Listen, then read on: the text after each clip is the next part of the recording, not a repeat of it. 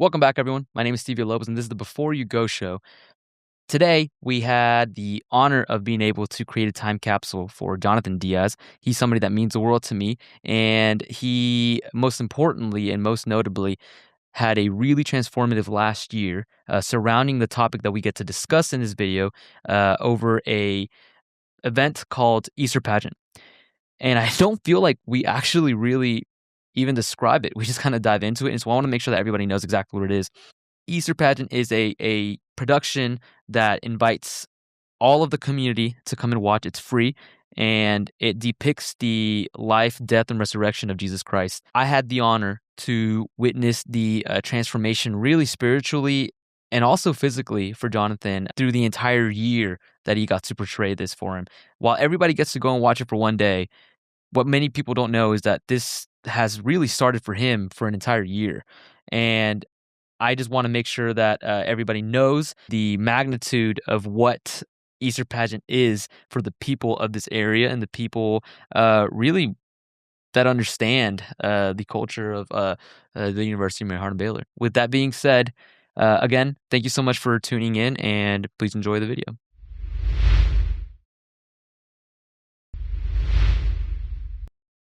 Dude, I'm so pumped that you're doing this. Dude, I'm so I know excited to we be had been here. talking about this for a while, but it's finally here, and I have been talking about this with a lot of people, and so a lot of people are really, really excited to hear what you had to say.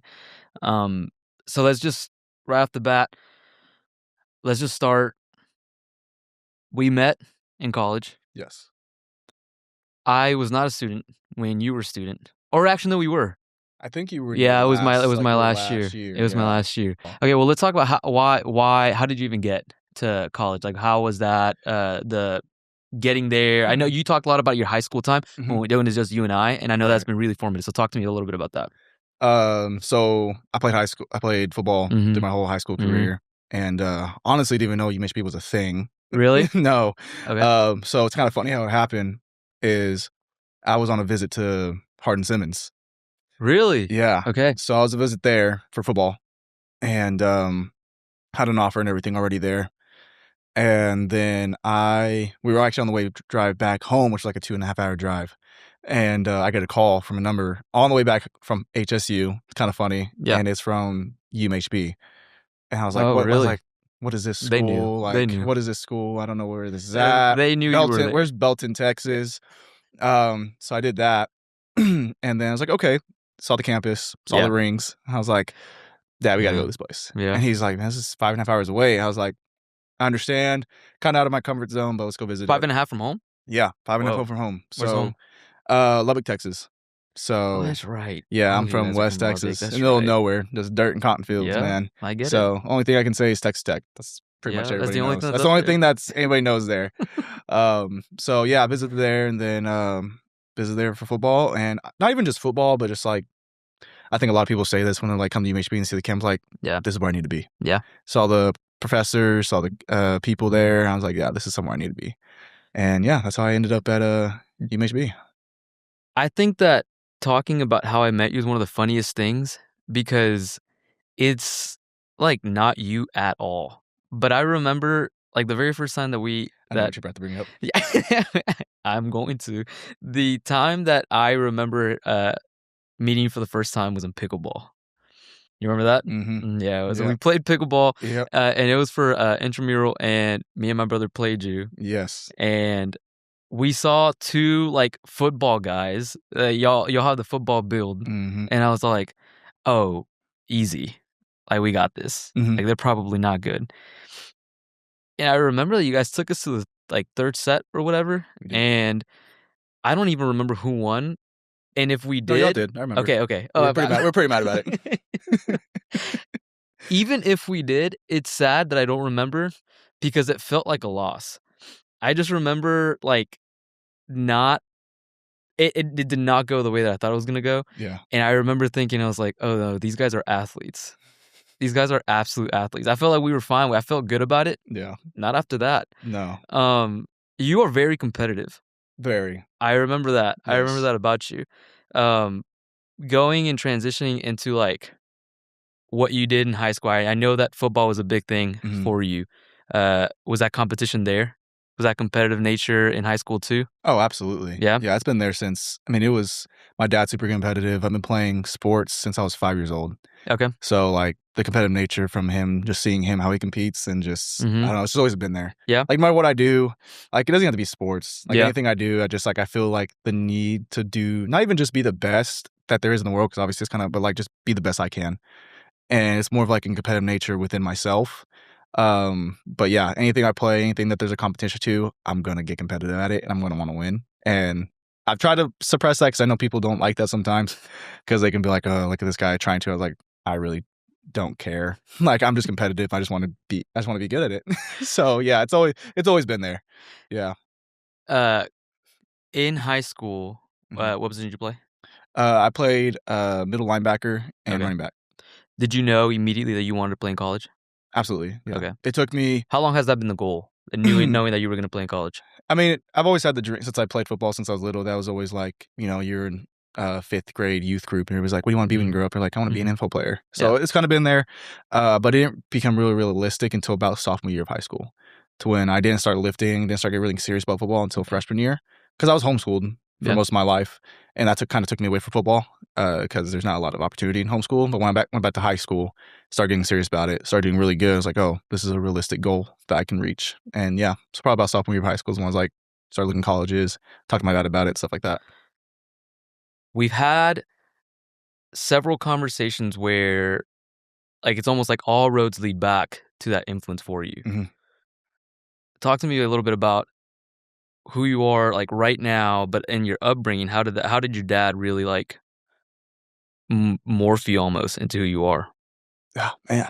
I mean, there's not one moment where I can say about him of, like, Mhm. this was, like, the biggest influence. Like, I think he's just always been there. Um, where at any point in my life, he's always tried to be the best influence, to me, and just who I am today, I don't think I would be able to stand as who I am today without the influence he's had on me.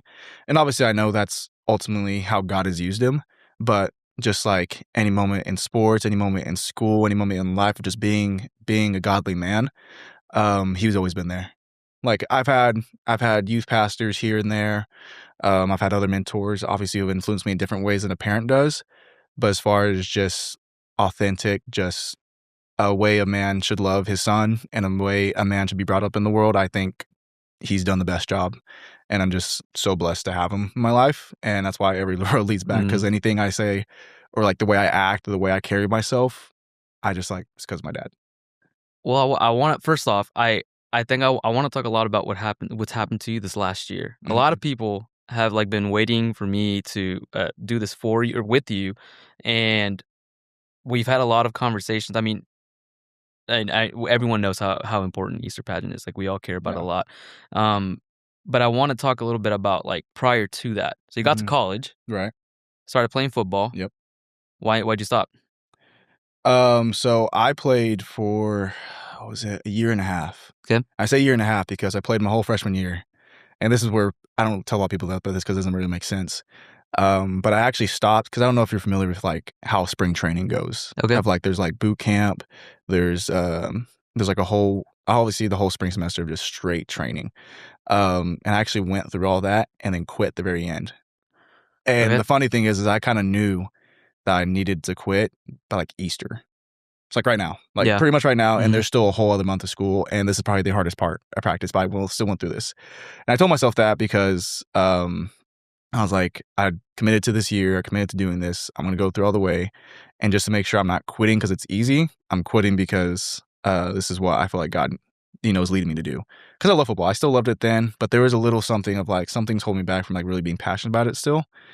So I started praying about it after my first freshman year, and, I'm not gonna say, like, I wasn't a starter, just rotated, stuff like that, and, I was kind of trying to become a starter and working harder spring semester, but something still fell off. Even the progress I was making, like, yeah, I was moving up the chart and everything, but I was like, "Man, this just doesn't feel right." Like, if I did this another 3 years, I would not be happy. Mm. So I started praying about it, and, I feel like God asked me to told me to hang up the cleats, so I finished the whole spring training, everything, like, all the way up to the end, and went to Harmon and be like, "Hey, man, I'm quitting." He's like, "Well, you're doing good. Like, what are you doing?" I was like, "I just don't feel like I'm allowed to play anymore." He's like, "Well, you want me to get you, like, some film or reach out to other school? Like, He's like, "No, I'm staying here. I just don't feel like I need to play." He's like, "Alright, man. Bye." I was like, "Okay. See you later." And, yeah, so that's kinda what happened. So, really, it was a mixture of, like, I lost the passion for it. It became like a job. And I feel like if anything you're doing in your life, if you don't have passion for it, I don't think you should really be doing it unless you're grinding out through the season of losing, but, like, it generally felt like I just did not love playing football anymore. And that came from I think I came from God. So, Do you remember the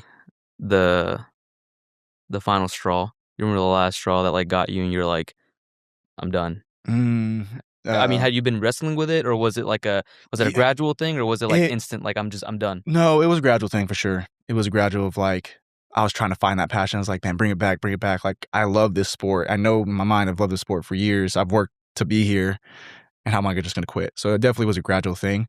But I think one of the final straws was, like, one of the practices, and I remember just getting done with practice. It was, like, a hard practice, like, 100 degrees outside, Oh god. and went to the locker room. Didn't really know anybody either. Like, I didn't feel like I was a part of the team. Yeah. And I go home. I remember laying down and just being like, "I don't wanna go tomorrow." And I was like, "If I feel like that way, then there's some real issues. Because if I don't feel like I wanna go tomorrow, then maybe I don't need to be here." And obviously, everybody has those feelings of like, "Oh, practice hard, I don't wanna be there." But it was a genuine, like, I just don't wanna show up. Like, Mm. I do not wanna be there. And I've never felt that way in my life. Like, I felt like, "Oh, it's hard. Yeah, I know it's hard, but, like, I'm gonna show up tomorrow, and I'm gonna get better." But it was just genuine feeling like I don't wanna be there. And that's when it kind of hit. I think that, former athletes can probably relate to that of there's a point in your time where, it stops being some sort of, like, part of your identity, Mm. and you're ready to kinda move forward from that. Mhm. Is that kinda a little bit what you felt? I mean, you've been doing it since you said Sophomore year. you've been Oh, like 5 playing, years. like, Yeah, 5 football years since, like, old. 5 Yeah. years old, Mhm. and then just, like, one season randomly, you're just like, "I could continue to do this for a couple more years, but I think I've outgrown it. Like, I Mhm. think I'm done with it." Yeah. It definitely was a big struggle, especially in high school, because like, went to a small school. Obviously, everybody goes to college, like, they're the star athlete at their high school, and, became a pretty big part of my identity. I try to keep, my identity in God in that, but obviously it kinda just you're battling past it. But high in college, definitely the identity, like, you were known, like, you And were a football player. yeah, But it was definitely something I had to outgrow, yeah. and, I think it I still think about football, but I think in college is when I really was like, "That's not who my identity is," and it's just more of it was a blessing and a pleasure to be able to do that. Um, so, yeah, it's a weird battle for sure. Still think about it. What did you feel like after football was over? What did you feel like you were gonna start pouring more time into? Because I remember seeing you more and more on campus. Mhm. But you have so much more free time now. Yeah. Sleep in for sure. But I remember seeing you on campus a lot more. You were getting a little more involved, Mhm. and what were you like passionate about wanting to fill your time with? Yeah, so that's the time why I switched my major to, like, an accounting major, and, that obviously takes a lot more time, a lot more into my studies, and then that's when I became a FIC leader. Mhm. So, first year collective, uh, mentoring and kind of taking care of the freshman year incoming class that they want to. So, I poured a lot more time into that my year after football because that was a part of part of it my freshman year, I was doing football, so I wasn't really there. But I felt led to do that. And then just any other small things around campus, just being on campus more, hanging around people I knew. But I think FYC was the biggest thing I was probably a part of. But that's where I really wanted to put my time was like, I feel like sports, especially in high school, like took so much of your time. And I don't feel like I really poured back into the people who really were around me or just people I didn't know in general. So I wanted to do my best to pour back into people younger than me or just be able to, live life and just share my experience with other people because I feel like sports just took every ounce. And even if you were free, you weren't free because you were tired. You had homework to do. You had to study the playbook. Like that was your life. And I think it took away from a lot of other things that grew from after quitting, which was amazing. So, So you got from like a student athlete, like you got into like the student athlete space, kind of moved into more being part of campus, mhm, taking care of your studies. But I love the like portion of you like moving from working out and studying playbooks and Mhm. being around athletes and essentially trying your absolute hardest to move up the ranks, Mhm. and now you're in a completely different space, and your priority almost shifts into, like, a mentoring space. Mhm. Like, you wanna, like, take care of, like you said, that freshman year collective. You wanna take care of your, of your group, you wanna Mhm. take care of some of those freshmen, you wanna lead them, and freshman year is difficult, and it can have its own challenges. Yeah. But let's move forward into what you've been doing this entire last year, Yeah. which I feel like even that experience kinda prepares you Mhm. for everything that's happened this last year. So, for starters, I want you to explain to everyone watching this what Easter pageant is. Okay. Yeah, I love this question. Uh-huh. I love it, man. So and this will obviously be my personal, but I think a lot of people, and I think that's the beautiful thing about it, is that East pageant not just one thing. Yeah? It's so many things. And to me personally, from watching my freshman year, from Mick McDaniel to being a disciple my sophomore year to being a Roma guard, uh, last year, I think Easter pageant is just such a unique way of how the gospel of Jesus Christ coming down and just giving the ultimate gift, that we were a broken world, and just in shambles, and just a quote unquote ordinary man coming down and giving his life, not just in that one moment, but giving his whole life, of giving his time, giving his efforts, giving everything he could, for the fallen world and for his children. And so we get just the opportunity of being a collective of students again, of just being able to come together, build this production, putting together that story from his starting his ministry, of his miracles, him going to trial with Pilate, him getting crucified, him resurrecting, getting to put that together over a year time. I mean, this is not just one day. This is starting last May, when I was asked to. So how it works is, pretty much every year after each pageant is done. So hopefully here soon, another man will get a call about portraying the role of Jesus. And from that moment on, it starts from the praying. It starts from thinking about, you get to pick your disciples of, the 12 that you want to walk through this year for in this upcoming summer, next semester. It's like I said, it's all unique. But what Easter pageant is just thousands of people coming together, and just whether it's brand new, whether it's something that is live and well and you just love seeing it, or something that it can fire something up again that's been dormant for a while, and just seeing that story in a unique way, of where it just comes alive in a way, and it just feels as real as I feel like it's ever felt to me. Because I've read the story. I've been in the faith. I've been a Christian for a while, and I've read the story multiple times. I've heard it in church services, but this production of this pageant is just such a unique, and just the closest way I felt that, like, man, that's what that felt to be in that time, and that's what it felt to be around that. So I think it's such a cool production to put together. And it's all student ran. Mhm. That to the directors, to the cast members, to the committees of running sound, props, costumes, like it's all student run. Well, I think it's just so cool. Of like, it's not like a very formal thing. Like there's a lot of rough roads going to it, obviously working with students. Oh, yeah. But Yeah. it's just such a cool thing to, as you walk through it, just somehow comes together in just the most perfect way that it needs to. So You said that you when were you a disciple for I Easter was pageant? disciple for 2020. That'd be 2024. So Okay, so last. that Oh no, no, sorry, 2023. My okay, sophomore year. your Yes. sophomore year. So that would be Was that the EP first time that 80, yes, 84. Oh, I think it's 84. 4. Yeah, because Dylan was 85. Dylan was So 85. yeah, that was my sophomore year. So Okay, so 85. yeah, Yeah, you were 2 years Dylan, ago. that's right, that's right. 87. Duh. So was that your first encounter with Easter pageant? No, I watched it my freshman year. Okay, you watched it, Yeah, I watched it. but you had no idea But I what had it no was idea what it prior to, was. right? I just heard that. Stumbled onto it, I was like, looked at it. hey, come. I obviously 5.5 hours away from home. Right. What I don't think I was gonna be able to go home because of football. Mhm. And the Wednesday before, they were like, "Hey, there's this play for the Easter for the recreation of Jesus' story." I was like, "Oh, this is pretty cool. Let's go see what it is." And I sat in the stands like, "Okay, this set's pretty cool." And I see the whole thing, and I'm just bawling. I'm like, "What is this?" Mhm. Like, no idea what it was. Just saw it. I'm just like, "This is so cool."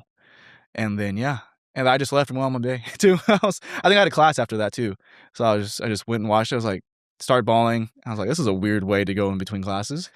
I was like, okay, this is pulling my heartstrings, and then I just went to class, and I was just like, what was And that? then you're in business 101. And yeah, then I'm in business comp or communication or something like that. And yeah, so that was my first ever encounter with the Easter pageant, my Yeah. freshman year. Yeah.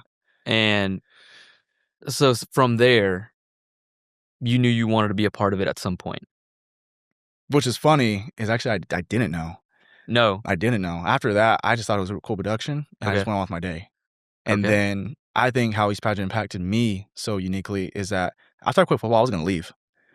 Like I had no like the professors were great, but I was like, man, I'm 5.5 hours away from home. This school is not the cheapest. I have no reason being here besides football. That's the only reason why I came to Belton, Texas. And so I was praying about it, and obviously the professors were good, and the school was good. So I was like, that's a reason too. But I was like, Father, I need a reason. Like, give me a reason to stay here, or give me a sign to leave. And that was a fall semester of my freshman year. Mm. And I was gonna leave that last semester and go somewhere that next spring semester. And I think it was like 2 weeks before. And I was like praying about that really heavily. Like I always have to make a decision pretty quickly. And then 2 weeks afterwards, Dylan Moore, the Jesus of my sophomore year, comes to me randomly in the gym. Didn't know the guy. I was hanging out with one of my other buddies that knew him really well, and he just introduced me like a month before that, and just like, oh hey, this is a guy who kind of works at the gym. Like, okay, cool. Hey man. A month later, comes to me. He's like, hey man, would you like to be a disciple? The most regular dude too. No, it's The most regular dude. Never dude, didn't just know he yeah. was like. I think I heard once or twice like, okay, this guy's portraying Jesus. I guess that's cool. Mm. And he comes to me. He's like, hey man, you want to be a disciple? And I was like, what does that mean? And he kind of I was like, This is a weird I cult, was like, dude. this is just a weird question. And I was like, do you mean in like the Easter pageant play? He's like, yeah, man, you want to be? I'm portraying Jesus next year. Do you want to come be one of the 12? I was like, oh, that sounds cool. I was like, I'm thinking about leaving. I was like, give me some time to think about it. And then I said yes. And obviously, I was staying. And that was the best decision I've ever made in my life. And then that's when the moment, like, walked through the guys I walked with. And because I didn't know anybody after football. Obviously, I was in that football crowd, so I knew nobody. That was such a special group too. Yeah. And I knew nobody. And I was like, if I'm going to stay here, I need a circle. I need an inner circle. Mhm. And it came from that. After saying that, yes, that day in the gym, I remember, like, clear as day, I literally was walking in. Yeah. And he met me. I didn't even make it to the counter. He Mhm. met me. He's like, hey, man, come over here quick. I was like, okay. And I was like, am I in trouble or something? I know you work here. Like, did I do something wrong? Am I wearing the wrong shirt? Is this your first encounter with him? Second. The Second. first one was like a brief, like, oh, hey, this is Dylan. I was like, hey, man, we were working out. I was like, hey, man, good to meet you. Yeah. Like, get out of here. I'm trying to work out. And then next time I met him, he was like, he pulled me over. I was like, Yeah. hey, Dylan. I was like, Dylan, yeah. So then that's when I saw it crazy. Like, it wasn't even like, I need to be a part of this. It was more of like, in a moment of crisis of God, I need a sign. I need something. And East Pageant was that sign. So I think that was really cool with me. So what's crazy about him too is that he's probably gonna watch this too. Especially if you're in it, he's definitely gonna watch it. But probably. He is now like forever gonna be the poster child with the most he's gonna hate like you just said that. 100%. I know he is. He's the one that has that like a fantastic picture of him walking out with the rainbow back behind him. So good. It was like for a second there, it was like the grossest day. Started raining, started pouring, and then boom, in the matter of like 10 seconds, the prettiest Sun comes sun, out. great looking rainbow. Oh, dude, it was right behind him, and then took the greatest picture. Because of the moment, it's one of the best pictures and best timings. And I think it's hilarious that it's for the person that wants it the least. He hates that pictures everywhere, and I think that is like it's so perfect. I love talking about it, but that year was definitely special. Yeah, it was a good year, and it was a good group of guys, and so that like community, those like guys really poured into you. You poured into them, and it was like a really close and tight net brotherhood that you guys had. So I know that you guys still talk, but that really pushed you and pursued you into like wanting to be a part of Easter pageant, hearing about it. What'd you do next year? So after that disciple year, obviously most of the guys, some of them graduated, some of them stayed. Yeah. And then a disciple that was close to me, he was the next Jesus that was asked. And he was actually from the hometown, same hometown. Oh, I know. We were prayer buddies, everything. I was like, dude, this is so cool. He's probably gonna watch this too. Oh yeah. And then I was like, I want to be part of it. Yeah. I was like, crowd person, like, I think that's such a cool perspective. Like, it was hard, like being able to yell like that, like that'd be crazy. I was like, man, it's this guy. I was like, I would make jokes like, you know what's the best thing? Let me go and be the one who whips him. So, so the next role I was like, I'm gonna be the Centurion. I'm gonna be the head Roman guard, the one who walks him down the aisle. Pretty much. Yeah. Walks him down the aisle. Walks him down to the mount, and yells at him, and one of those guys. So next year I applied and I got it, and yeah, so that was the next role. I was being the guy who was called, being his friend, to being the head one who hated him and one of the main helpers of crucifying him. And that was a unique experience, especially because I knew him really personally, and that was a pretty unique experience. But even then, like, I was able to meet the guys that were the Roman guards next to me, made a group with them, got to meet them, and like, just whatever way you're a part of this pageant, you're gonna make community. And I just feel like you have to be really trying not to not let it happen. Yeah. Like, you'd have to be ongoing out of your way to not meet a group of people who are there to want to pour into you, and not even just pour into you as far as like just feed you the gospel, but just be a good group of people to you. Yeah. And just know that, this is such a unique, such a cool experience that can go so much further than just that one day. And yeah, so that was the next experience of being a Roman guard and being with the one to yell at him and spit on him. And yeah, that was crazy. So you've had then what, 4 different unique perspectives? Yeah. Just through that ministry alone, right? Mm-hmm. Watched it as an audience member, outsider, barely knew about it, watched it for the first time. Then you were one of the integral 12. You're one of those group. You got to experience community. Now you're the head Roman guard. The opposition, you're the villain. Now, talk to me about how you got the news. Talk to me about how that entire process started, because I think that you're right. It's to everyone else, to people in the community, to all students, most students, it's a one-day thing. You show up, you get to be a part of it, and it's a great experience. But to some people, it lasts for so long. And I mean, an entire year that you're nursing this community, nursing this like discipleship group, it's something that not a lot of people get to experience, not a lot of people get to hear about. And I think it's so important because it's so unique in every single way. Yeah. And I've had this conversation with several different people, and every single time that I hear about it, it's completely different. Yeah. It's massively different. So talk to me about how this has been a process for you. A year for all of us is just a day. We just go and get to see you for one day doing the one thing, but this has been culminating for a lot of people for 12 months. Right. And I'll go ahead and just say, like, don't shortchange yourself. This is not just me doing it for 12 months. Obviously, this is amazing. And this is another amazing thing about it, that you and other past guys, and as soon as y'all know, y'all have been praying. So I will not say that y'all are just one day. Like, that y'all have been a part of it since day one as well. And I think that's just really cool. But yeah, so 2 weeks afterwards, a week and a half, I remember the day I was in class. Kind of crazy how this all kind of just accumulates around a class. Literally in class. It's almost like we're in college. Yeah. Yeah. Yeah. I was in class and I got a call, and I've gotten calls from, Sanderford, the bursar office, whatever you want to call it, before. Yeah. So I know I got this call. I was like, something must be wrong. I never get a call from this number. So I walk out of the class, answer the phone, and it's Randy O'Rear, the president of the school, secretary. And she said, "Hey, this is Jonathan Diaz." I was like, "Yes, ma'am, this is. How you doing?" All that. And she's like, "Do you want to come in for a meeting? Randy O'Rear would like to have a meeting with you about something." Didn't tell me what. So again, could be a million different things. Yeah. And obviously, being a part of it for the past 2 years, everybody knows the process at this point. Everybody's asking the question, who's going to be next one? And it's like my mind wouldn't let me even think that. Yeah. Like, the first thing it was is like, either I'm in trouble, I did something. Yeah. Or I'm going to be asked to be like a director or something, which that would be also pretty cool. Like, and then, so I go there, go into his office, and get asked to be portray Jesus next year. And I think I took about 5 days to pray about it, because he was amazing, just saying, "Hey, I know this is a really big role. You know what it's about. You can take some time to pray about it, or you can say yes right now." I was like, I'm going to take a couple days to pray about it. So I took about 5 days to pray about it, texted him back on a Friday. And kind of funny how that thing is that So what's funny is you're not supposed to say you got the phone call before you say yes, and somehow my phone call got out that I was asked, like day of. Mm. Like I went to the event right after that class, and there was a person came up to me and they're like, "I heard you got a call." I was like, "How did you? What? I just took the I call. just took the call. Like, how'd you know?"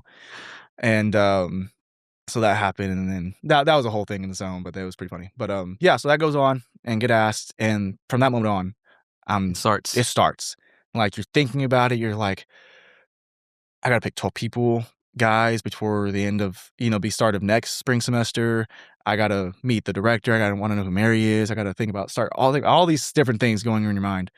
And but the main thing in that is just being quiet and praying about it, of letting Father and letting his spirit lead you in whatever way he wants to lead you. Because like I said, every year is unique. And if when you let him lead you in that way, obviously we're not the same person. No one same person's the same. So it's going to be different every year. And it's going to be so powerful in its own unique way. None greater than the other, none less than the other, but it's what was meant for you. And so from that moment on, just praying about it, like, Father, pray about the guys I'm gonna meet, bring them to my life for the next 12, pray about the people who are gonna be involved, the directors, Mary, cast members. That's why I got to know Mike McCarthy very well, which is another blessing Mhm. meeting. I don't think I've really told him a lot, but like I'm sure he'll hear truly, this. I'm sure he'll truly, wanna hear like this. if I could say other than, like I said, my father and stuff like that, I think he has been another true mentor I've really looked up to this past year meeting him. I didn't know him before that. I knew his sons because of school, but like never really talked to him. And Mhm. that year meeting with him was just phenomenal. So praying, for him because he's the one kind of leading it. And just all these things. Just what is that? 3 months of summer. I'm just sitting on it, which is kind of funny. That Right. you get this news, and then for 3 months you're not around school. You're just sitting on this of like Yeah. this is about to happen, and thinking about the guys, and then going to fall semester. That's kind of like the period of like where you kind of go out and search for your 12. So it's kind of cool of like I said, this is some people think it's like 2 months of practices, a day of, portraying the gospel. Whereas for our unique experience, you kind of get to live out of like, okay, Jesus was called, he started his ministry 30, and he gets to walk around and go find his 12. And like you get to walk around campus and be led and find your 12 and get to know them, get to know those guys and Was pick that them. process easy for you? Ooh. Um, no, but I think my approach was just continuous prayer of trying to stay in that of not picking based off of, grade, of a familiarity with me, of their character, of, oh, if they're the most involved, if they're least involved. But it was more of like, God, I know your spirit well enough, I think. And I know when you're leading me in a certain direction. So give me that same feeling when I see somebody of who I need to ask. If I got a list going, I had like a list of like 60 people maybe. Because another way I was involved in our welcome week. So seeing that welcome week people, seeing everybody around, I was literally just walking around, just praying and just looking at people. Like I probably some people probably thought I was pretty weird because I was like locked Just in, creeped out by just you? yeah, just and then I like go into a corner and like I was like, hey man, what's your name? And I just leave, go in the corner, get my phone, and start writing things down. Some people are like, are you good? Like, is something okay? I was like, yeah, I'm good. I'm just doing something real quick. But yeah, I just started building that list from that first week of fall semester, and yeah, I mean, it kind of got difficult because I had a couple of no's, which wasn't bad. I mean, we had a great conversation about it, but it was more of like the thoughts of like, well, did I pick the wrong person? Did I do it wrong? But really, at the end of the day, it was just God led me to who I needed to be, and at the end of the day, He gave so much confirmation of like these were the right guys, and this was the 12 that was needed to be picked, and it was just a really unique and cool experience to do that. That is really unique, that you took those no's as this is the Lord answering me of who He wants to be a part of this. Hmm. Because to you, it was a great experience, right? Hmm. Fantastic experience when you were a disciple. Yes, fantastic. So you know the weight of what it feels like to be a part of genuine community, Hmm. a genuine discipleship group. So you know that asking somebody is such a good it's good news. Hmm. You want them to be a part of something. I was the same way. I was a part of that. Hmm. My freshman year, I was asked. I barely knew about it. Right. And I said, "Sure." because I was just impressionable. Anyone that would say anything to me, I'd be like, "Yeah, let's do it. What? Let's go jump off a cliff. Let's do Yes, it." yes, yes. And I I had a similar experience to where that group was really, really healing in so many ways, Mhm, and they led me to believe uh, that there was so much that had to be done, and a huge opportunity for me to hone in on a ministry and be a part of it for good, no matter what it looks like. And so I had a very similar experience, but I know that in the back of your mind, you're thinking, I want you to be a part of that. I mhm, want you to like experience what I experience. And so when you get a no, it feels weird because it's almost like a rejection, but it's not. mm, Is that and seeing it the way that you're seeing it of like, well, God's really just putting me in a different mhm, in front of a different person. right, Like this person is getting taken care of in this way, or this person's gonna has a completely different trajectory, and mhm, it's because I'm this no is getting me closer to the right yes, right. and I think that that's a perfect way to put it. Yeah, no, it was definitely yeah, because like, as soon as you ask somebody, you're already running through the next 8 months with them in your mind of, like, what you're gonna do together, how they're gonna, take it, and it's yeah, when you get that no, the initial is, like, obviously the flesh and the enemy is gonna try to be like, "Oh, they don't like you," "They don't want this," or whatever it is of attacking you, but you're just taking it like, "Well, maybe this was one that I was trying to pick, and God said no, and that's okay." And that's just like I said, different trajectory, different because like I think one of the same like both the same guys that said no were involved in some way. And it's just so cool. Like that was just the trajectory they needed. And it wasn't my ideal trajectory, the one I thought it was gonna be, but it was the one that God ordained it to be. And that's perfect. So that was definitely the heart space that I wanted. And it obviously was those guys were amazing. We talked about it and it was like, yeah, man. It was understanding of no hard feelings or anything. It was just like I said, that was not the direction God was taking. And you just have to believe in it and understand that that's the right way. And it was. So it was really cool. That picking the 12 was really just a crazy experience. I remember one of them, which was the most spontaneous, is it was kind of like not crunch time, but definitely closer to the end. Like I need 2 or 3 more. And I think one of the most spontaneous I had was we had like a pancake breakfast of like a end of year celebrating whatever. Mhm, And I was like, man, I think I've picked somebody that I've either known the name of or I know. Maybe not too well, but I at least knew the name. And I went to this thing. I was like, God, I'm gonna pick somebody I don't know. mhm, I was like, "I don't care who it is," and I was struggling, like, I think I left twice that picnic supper. Like, I was out of it, I was not wanting to be around people, I was, like, just in this weird funk, and yet some way it just kept bringing me back of, like, "I need to go to this supper." I was like, "Okay, fine." So I go, and I walk in, and I just felt I was like, "I'm picking somebody tonight." mhm, And I walk in, and it was literally the whole time, it was right before I left.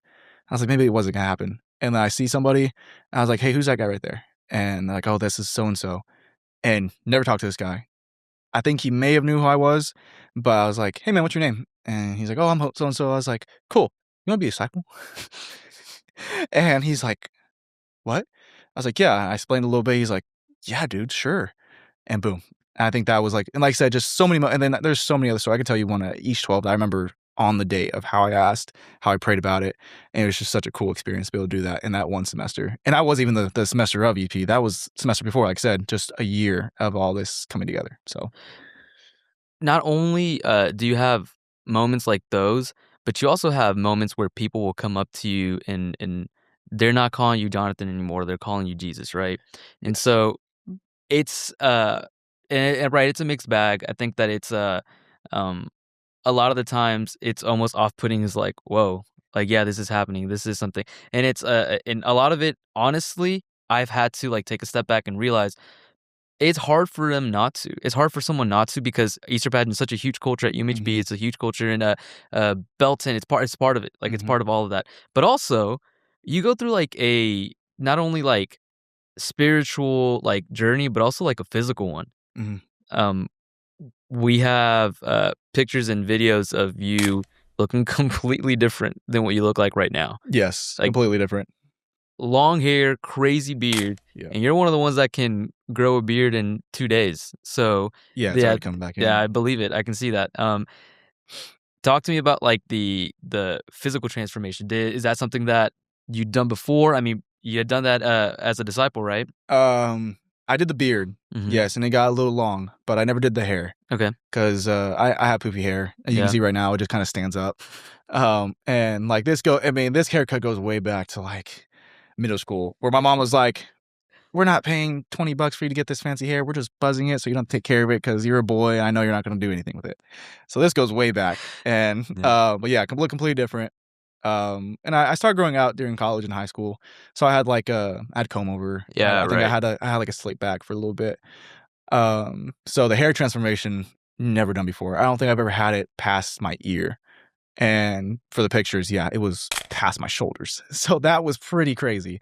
But yeah, you definitely go through a physical transformation. It's like I said, as soon as I got asked, I was like, "I'm gonna do it." You're just doing Why it. not? Right, Like, right. honestly, this is the perfect excuse Yeah. to look for a little bit just so raggedy because Right. there is an awkward period of it just doesn't look right. It's Right, just right. so it's an awkward length, the beard's weird, and I'm just like, it's because 'cause I'm doing it for this, and it just gives it a pass. It's like a free pass. But yeah, it was definitely a cool transformation, and then seeing it just all like, boom, And that's your guys happened. did the same, right? Yes, no, a lot of All of them, them. all of them, most of them grew out their beards, the ones who could. Yeah. Um, some tried, didn't Yeah, work. don't talk bad about us. We Don't don't bad talk about about it. us. The ones No. that try, yeah, don't talk bad about us. They tried their best. A lot of guys grew out their hair. But yeah, it's just such a cool thing of like getting into it, you know, like I Mhm. said, wanting to walk through that time just as real as possible. Because obviously they didn't a lot of them cut their hair and stuff. Right. Yeah.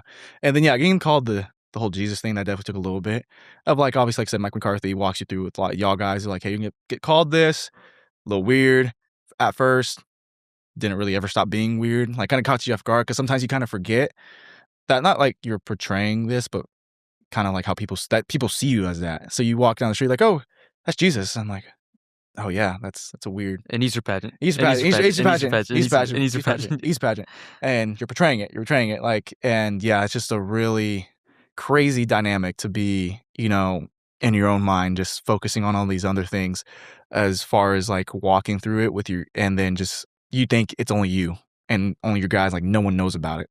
But yet, like I said, it's such a big culture that everybody knows about it, and everybody's gonna know, like I said, not the biggest campus, so they're gonna eventually know your face, who you are, and that's your quote unquote identity for the next year. Mhm. And even after, like I think I still get called that sometimes. Yeah.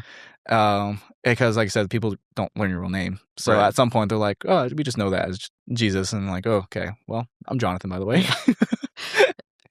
The next couple of questions Mhm. are, questions that people that you know Oh boy. and some that you don't had about this last year for you, Okay. and you won't know which one's which. Oh, And so okay. some of them were asked directly to me to ask to you. Some of them were not directly asked to me to ask to you, but instead I heard them have this question during Easter pageant day, Mhm. and I think it's such a good question that I don't even think that they knew it was a good question. Mm, And they didn't even say it to me, but I heard it, you heard and it. I think that it'd be a I wanna hear your perspective on it. Okay, So, this could be good. starters, what was one moment from Easter pageant that you had Mhm. that is gonna stick to you for a while? Could be a part of Easter pageant, could be day of Easter pageant, Mhm. or outside of Easter pageant, but it'll stick with you for a while. Mm. Man, I think one thing, and this also kind of speaks personally to my personal goals of like there was one moment and it was at the very end, the first show. And this is when like a lot of school kids were like on their field trips coming to watch it. And at one part you're supposed to walk past the whole crowd and there's an exit. Well, there was this whole field trip school and they kind of blocked it off. So I was trying to make my way through them, high fiving them all because obviously they want to all high five. You know, Jesus, you know, I'm in the white cloak. They see that. And then I'm walking through, and then this one little girl just says, "Can I please give you a hug? I need it." And, I'm getting emotional about it right now.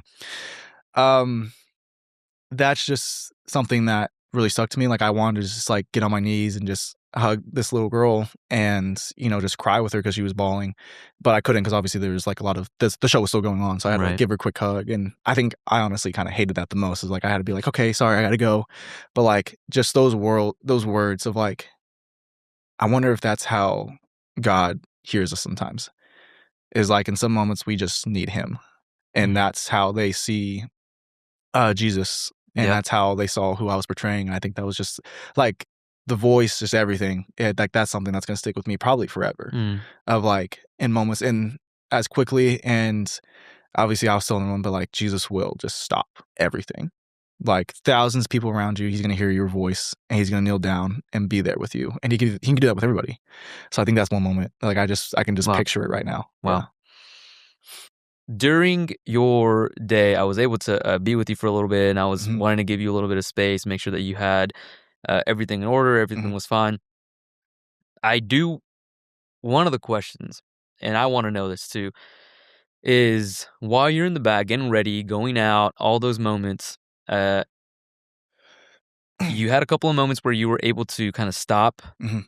and collect yourself and then kinda get yourself ready to go back out there, Yeah. and so there's a picture out there, of you having that moment of walking out or the moment right before you walk out, Mhm. and I believe it's been the moment right before the 3rd show, so the last show, Yeah. because this is an all-day thing. It's Mhm. an all-day tradition. It starts at 12:30, but really you guys are there 6, 7 a.m. Yeah. getting stuff ready for the entire day, right? Yep. Makeup, all of that Oh stuff. yeah.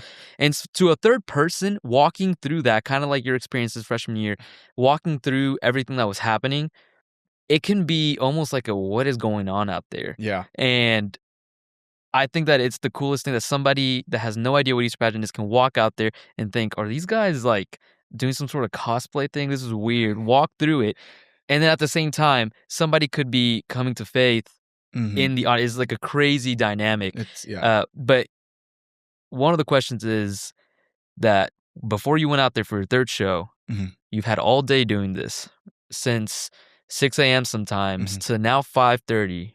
This is a long shift, Long, long day. and you're getting ready to go out there.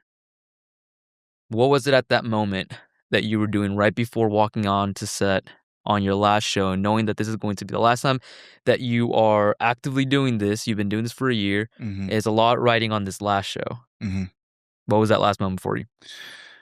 Oh man. Last show, I do remember that moment of like standing right before I come out. I think I just had my hands out just praying. And obviously every show there's new people there. So I think the initial first thing I was starting to pray, there's a couple things. There's the first thing I was starting to pray was I think I did prayed for it before every show was God, remove my face and put your face and your spirit upon me so that way people see you and not me. And then also allow my strength that is failing right now because I it is tiring. I am tired. The adrenaline's there and the show is there, but like I'm tired because taking pictures for 2 shows, talking to people I knew, family members, like it gets exhausting. I was like, the strength that's failing me right now, please give me your strength because some people are seeing this for the first time. And I want people to see the energy and the excitement I had for the first show at this show as well that may have not seen that.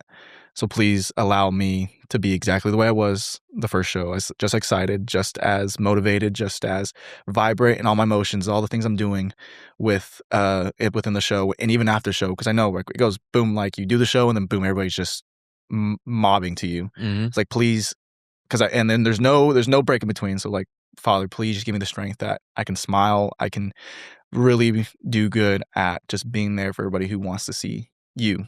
And I just try to remove myself from the picture so much that they're not here to see me. They're here to see you. And so allow yourself to take over me and just do whatever you need to do through me. And then the next thing I think was because I knew at that point after this it was quote unquote over. And I think one of the biggest things is like allow me to hold on to these moments and just allow me to not think that this is the last time I'm gonna be close to you.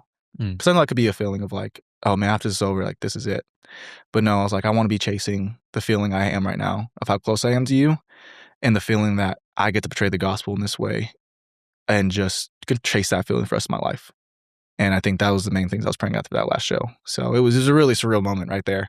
I felt like I was sitting there for 30 minutes. And I think it was like a 2 minute window of like right before I came out. But I felt like I was praying there for like 30. It was really cool. Yeah. You touched on it a little bit already. Mm, The last question, I will tell you who this is from because you have no idea who it's from. And I thought that I've watched this several times since I think it was 16, Mhm, I think was the first time that I watched this. So it's been 10 years now that I've watched every single one. And every year something gets me, something random, a moment or a specific thing, and I'm like, wow, I still remember that, or like, wow, mhm, that's a great perspective, or like something will always get me and it sticks with me. mhm, And um, there's one thing that got me this year, and it had nothing to do with the show at all. mm, The show was great. mhm, You were You were okay.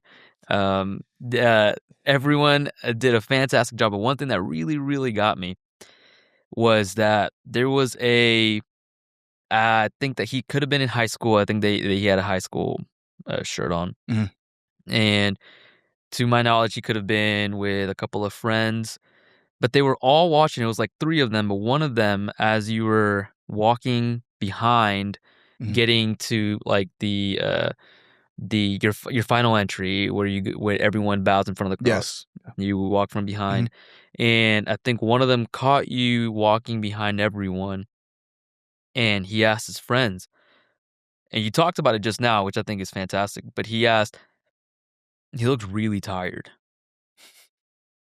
and all both of his other friends were like, "Yeah, he's really tired," and I think I was always under his breath, like, if I wasn't standing as close to them as I was, I don't think I would've caught it, mhm. and, he said, "I hope he's doing good."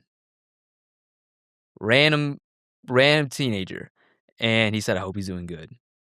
And I think that that really got me because I don't even think that it was like he's seeing you as, like, this, like, portrayal of Jesus. He's Mhm, seeing you just, like, as a regular guy, mhm. and he's like, "I hope he's doing good." And so kinda, like, moving forward to, like, it's been a week since, Yes. a little over. How you doing? Man, uh, I'll take a moment after that one, that was good. Uh, Shout out to that random shout teenager shout that out to said the that. random teenager, man. God. Well, to answer that, yeah, I was doing good. I think, like I said, I was kind of more of a breath of like, "Oh, it's yeah, did it." But anyways, I think I'm doing, took a couple days of, like, just not even just, like, soaking it all in 'cause I think I still am, and I think I will be for a while, but just, like, a breath of just, like, absolute exhaustion of just a whole year of just continuing praying about this one thing, and it just happened, and it's just all released, and it's just like I think afterwards, the day that night, I just went home, I just laid there and stared at my ceiling, but I couldn't go to sleep because obviously what just happened, but I just laid there for, like, an hour or 2 of, like, what just happened? Body's tired, but adrenaline's through the Body's roof. tired, but spirit's going crazy, Yep. mind's going crazy, but I'm just like, my body does not wanna move. But, it's good, you know? I think it is just good.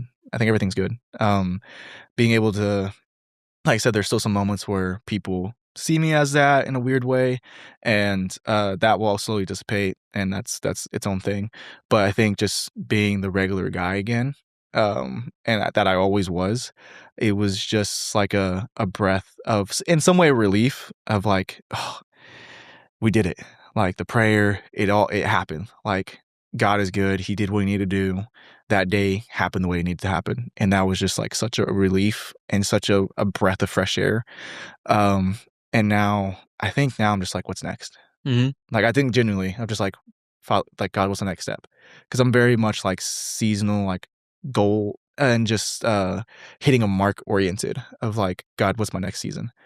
And so now, obviously still chewing on it, still, obviously talking to past people, hanging out with with the group that I'm a part of, and that will be going on forever. But I think now it's just like learning what I can from it and just chewing on all those small moments. The one moment I told you, there's about 100 of them Yeah, that I will be thinking about and I will be chewing on forever. right. But now I'm just like, God, what's my next step? Because like I said, that's one thing. I was like, I don't want this to be like, oh, I peaked. Like was the moment that God ordained for my life. That this is the most I'm ever going to touch anybody in the life. And this is the only way I'm going to share the gospel. Like, no, I don't believe that. Like, I think this was one very pivotal moment in my life. But what's next? I think there's more. I know there's more, and I know there's more I want to do as far as reaching people and sharing his truth and his life and his salvation. And so what's next? And I think that's the biggest thing I've been asking lately. And obviously I haven't know how to answer because it takes time. But I think that's at the point I'm at. and just a week afterwards, like, I'm just excited. Yeah. Like, I think anything, I'm tired, but I'm more excited of, like, this is what can happen when just the full spirit of people coming together and everything coming together. The people that talk to me of telling me their stories of how great it was, of how touched they were, of how reconnected they were with Christ, and just 1,000 people seeing it, like, it just got me motivated, like, this is what can happen when you just put so much effort into what God wants, Mhm. and that's where I'm at. So it's cool. It really is. It's just I get excited about things. I just want to go Yeah. out. That's yeah.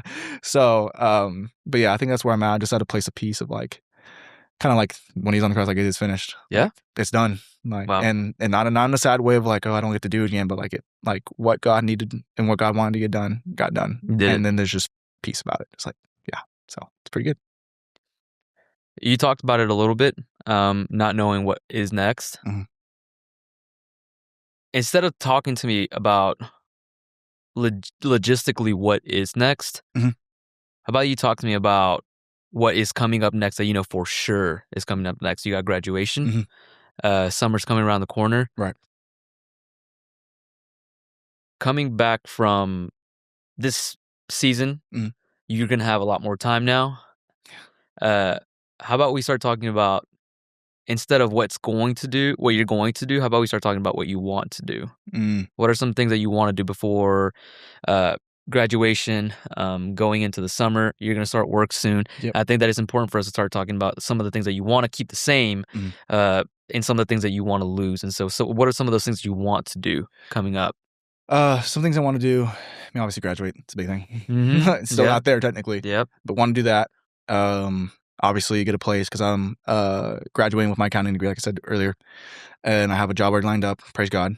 So once we get to that point, um, and before graduation, probably just spend as much time, man. Like, I can go on for hours of like how many hours I've like put working and just doing school. Like I think last semester I was working 40 plus hours and trying to do this and Right. trying to do school. So like no time with anybody. So I think this like last 3 weeks I'm just be spending as much time as I can with people, which I have been doing, which is amazing. So that's probably before, and then get kind of organized of like I said, find an apartment, live here, get myself established. And what I want to do is start working toward my CPA. That's the next big step, the biggest step, I guess. And then what I want to do is, like I said, just find a way where I can keep staying connected to people in a way of keeping that good community, which being around this area is gonna be great. And then also finding the way that where can I sacrifice and serve, Yeah.